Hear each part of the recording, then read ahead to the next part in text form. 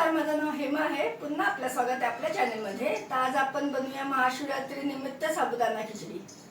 मी 1/2 kilo साबुदाणा घेतलाय, त्याला 3-4 तास भिजवून ठेवलं होतं. एक बटाटा उकडून घेतलाय, छोटे छोटे तुकडे कापून घेतलेत आणि अर्धा वाटी शेंगण्याचा कूट घेतलाय, एक लिंबाची फोड घेतलीये, चवीपुरतं मीठ घेतलंय आणि 2-3 हिरव्या मिरच्या बारीक कापून घेतलेत. तर खिचडी बनवायला सुरुवात करूया. त्यासाठी ना पॅन ठेवलाय मी.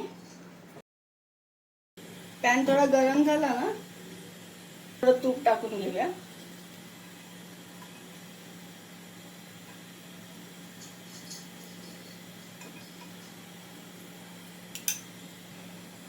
मिरच्या टाकते.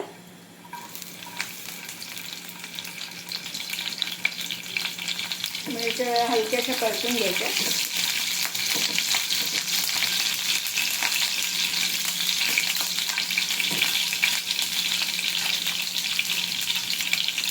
मिरच्या परतून झाले की बटाटा टाकते.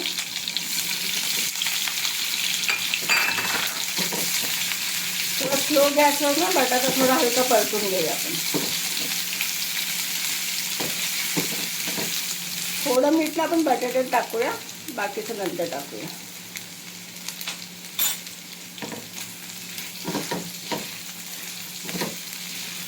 बटाटा परतून झाला आपला. आपण साबुदाणा टाकूया आता.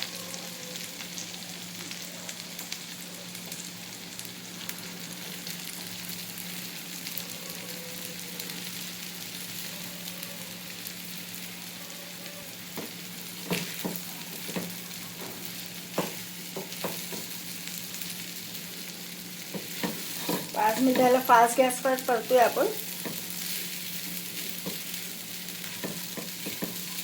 5 मिनिटं परतून झाले. आता आपण याच्यामध्ये शेंगदाण्याचा कूट घालूया. तर मी गॅस स्लो करते थोडा. शेंगदाण्याचा कूट घालते यात.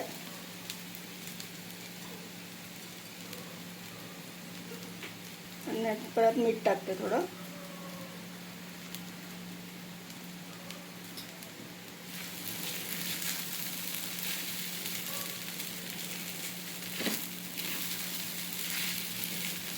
आपली खिचडी ना परतून झाली आहे.